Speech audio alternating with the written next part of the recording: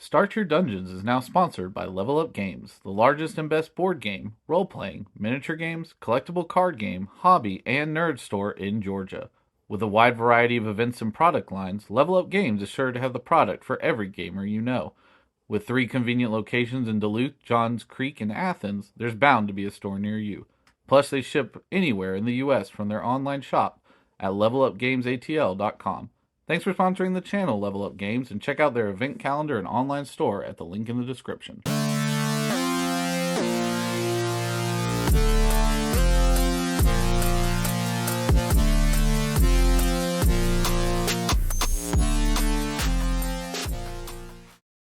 Hello and welcome to Start Your Dungeon. I'm Bryce. I'm Adam. And today we're going to get a little sneak peek at something new because I picked it up early at Gen Con. Unfortunately for those, it's not in store yet. It will be soon, hopefully. From Neat Games again, the new expansion to Fabula Ultima. So the Techno Fantasy Atlas, which is a very interesting book, I think. So I almost feel like we shouldn't even do the questions because the questions don't... Right. Like the questions that we usually prepare aren't right really for this. Let's just have a conversation about... Yeah. So, you know, the thing about Fabula Ultima, which if you've watched our show in the past, we love... Second favorite game of all time. You know, we've reviewed the Quick Start, we've reviewed the core book, we've reviewed the High Fantasy and now we've got the Techno Fantasy, which is a different flavor. It's a setting book, and it has lots of new options for locations and for enemies, character builds, items, and so just in general, what are your thoughts about the overall book itself? I think it's an interesting one coming from High Fantasy. So if you look at High Fantasy, it feels, and I talked about this in the review of it, it feels like an extension of the actual core rulebook. It felt very much like it just slotted in there. The tone of this one feels very different. I feel like looking through this one, and this is not a bad thing, it's a darker tone, I think, in some ways. It feels very much more of like a grungy sort of... I don't like the word grimdark, so I don't want to say that. See, but I don't think, just from flipping through it, I don't think that's the right word for it, because it's, I mean, the kind of like industrial part of like Final Fantasy games, Chrono Trigger, you know, a lot of your JRPGs that it's not grimdark, it's industrial sci-fi. Yeah, and I feel like that's a better way to put it, because I'm like, I don't want to say I hate that word too, because I feel like everyone uses it for everything, and they usually use it wrong. Yeah, like it's like if you're, I mean, grimdark. You can say grimdark, but do you really just mean Warhammer? Right? Do you just mean 40K? Do you just mean that you're playing Space Marine 2? And I know you are. I'm watching you. Yeah. I know what you're doing right now. You're playing Space Marine 2. So everyone is. Yeah, everyone is, except me, because my poor PC can't run it. But this book is really cool, I think, in that it does differentiate itself in a way that's so different in style from what we had before. Yeah. The new classes in that same way feel really interesting. So we've got the Esper, which is very much like a psychic sort of character, which I think they needed as a character design. I think that's really cool. The Mutant, which is all about like changing your body's form to different weapon types and damage types and stuff, which I think is really cool. And then the Pilot, which basically says, hey, pick a lazy boy and make it into your weapon drone. Like, it's not exactly that, but you get to literally build a vehicle like chassis and upgrade it and slowly build it. I won't say Gundam because I don't like Gundam necessarily, but it does have that sort of style of like a robot, like almost like an armored suit kind of style. If you want it, you could probably flavor it as Gundam if you wanted, but it definitely is. Do it. I mean, who cares at this point? Like, that's awesome in my book. But it is very like, is very different, I think, from what we had before. Not in a bad way, but definitely more of like, this is more of characters that feel outside the norm of what we're used to. But in a way, isn't it nice that it's available to? Yeah. I don't know. That's such a weird thing to me. I mean, I was kind of late in video game RPGs in I say late, but like a lot of my other friends were playing Final Fantasy way before I was. Some of my friends, I'm old enough, they started with Final Fantasy 1 on the NES. And they played those games way before I was. I was still playing all the, action games and racing games and stuff. I didn't start playing Final Fantasy games until 7. So, when Final Fantasy 7 came out, I had no idea how to play. I'd already been playing Dungeons and Dragons and some other things, and then I realized, I'm getting this world experience that I would be getting from tabletop role playing, but I'm getting in a video game. And for me, looking through this book, it kind of sparks a lot of that nostalgia that I have for those early Final Fantasy experiences that I had.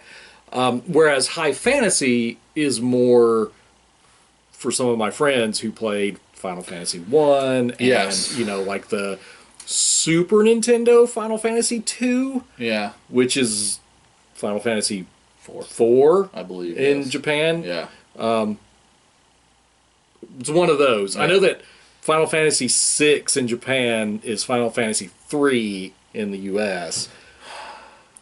Very complicated. Yeah. But I didn't play any of those other games until much later. So I feel like if you had those two books, this is more like your Final Fantasy 7 or 6, 7, 8. Probably, yeah. And Chrono Trigger, whereas High Fantasy was like some of the earlier Final Fantasy games. Yeah. It is interesting to look at because I think, for me at least, when I first saw this, I went, this isn't what I want, right? Mm-hmm. Like I love Fabula Ultima stuff, but I was like, I'm not looking for a techno fantasy setting. But I think he does again, man. Still knocking it out of the park every day, buddy. You're so good at this. Like, he does a really good job of making it feel like it lives and breathes the system so well, and it just feels so natural in the way that you can kind of go, I can see where these slot in. I can see where these go. And I think that's such a huge thing because you look at something like D&D and you look at something like Spelljammer. Two vastly different things that almost can't work together. Right. Because you can't have laser guns in D&D. Yeah, you can. You can't. I'm not shooting goblins with laser guns. I mean, there was an adventure. Like, was the Barrier Peaks? Oh, yeah. I know adventure. What you're talking about. The crashed alien ship or whatever. I mean, I wasn't going to spoil a game that was 40 years old. Oh, gosh. For real? Like, come on. But, there Expedition to Barrier Peaks. I think that's it. So, I think there is a way to meld those. Right. It's just really hard. I do agree. Yeah. Spelljammer exists as its own thing.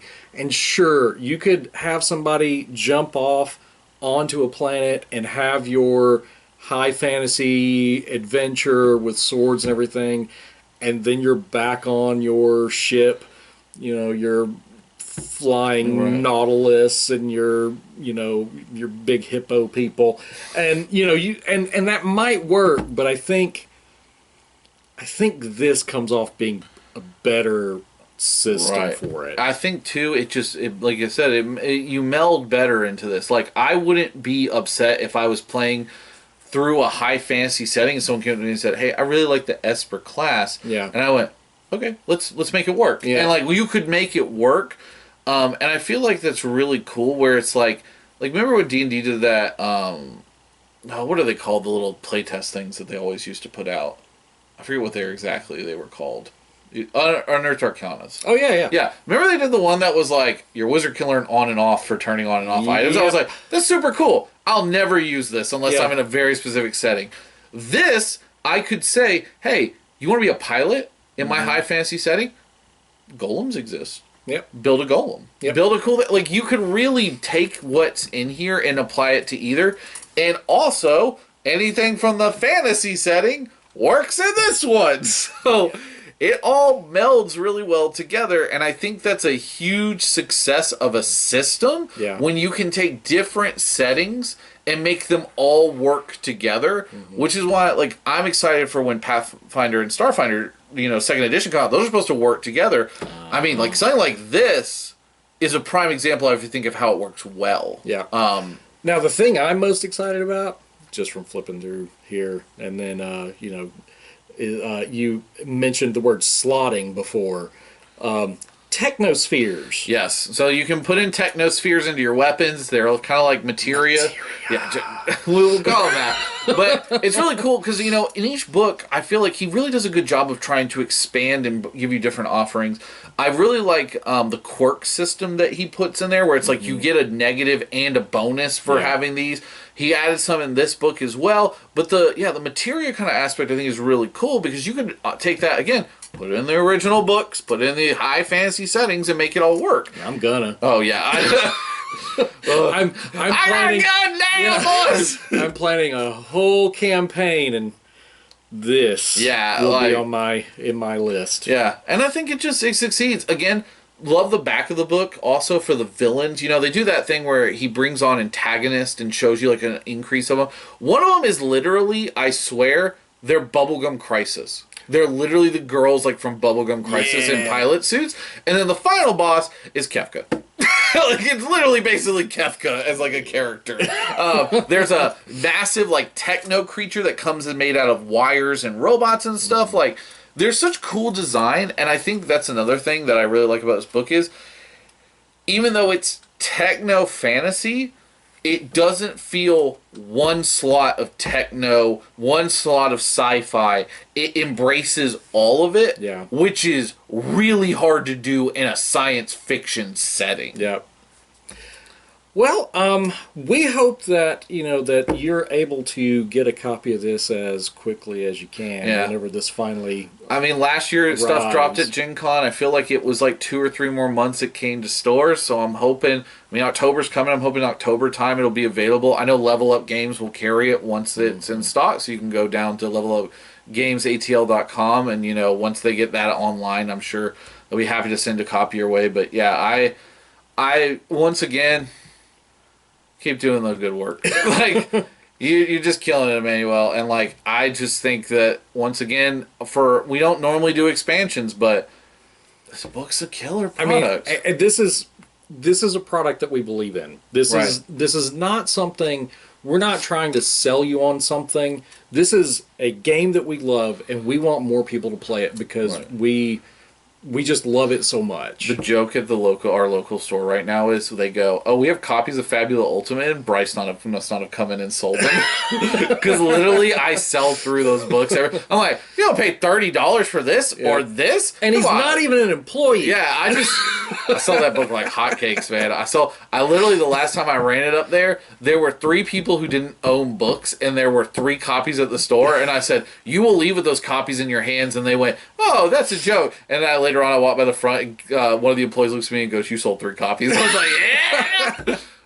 So I love this game. This game is, seriously, it's so great. And again, if you were looking for something different in your kind of setting, you can slot this in. You don't need it, but I do recommend it. I think for, again, that $25 range, it's hard to beat just picking and choosing and adding. And again, it slots right on your thing, and it just flows out of your core rule book automatically. And also, really quick before we wrap it up, it would be really fun to add a little bit of mystery for your players if they're in like some kind of high fantasy doing something and they get somewhere and there's like a TV screen. Ooh. And then it leads to some discoveries here, but that maybe isn't the core part of the quest. It's just enough to mess with their minds and, send them down a rabbit hole and make them paranoid. Well, I know what I'm doing in this game. You walk in and there you go, "What is Samsung? And why is it evil?" Sung. Yeah. So anyway, if you have any questions or comments, just leave it down below in the comment box. And until next time, y'all take care. Thanks again. Bye.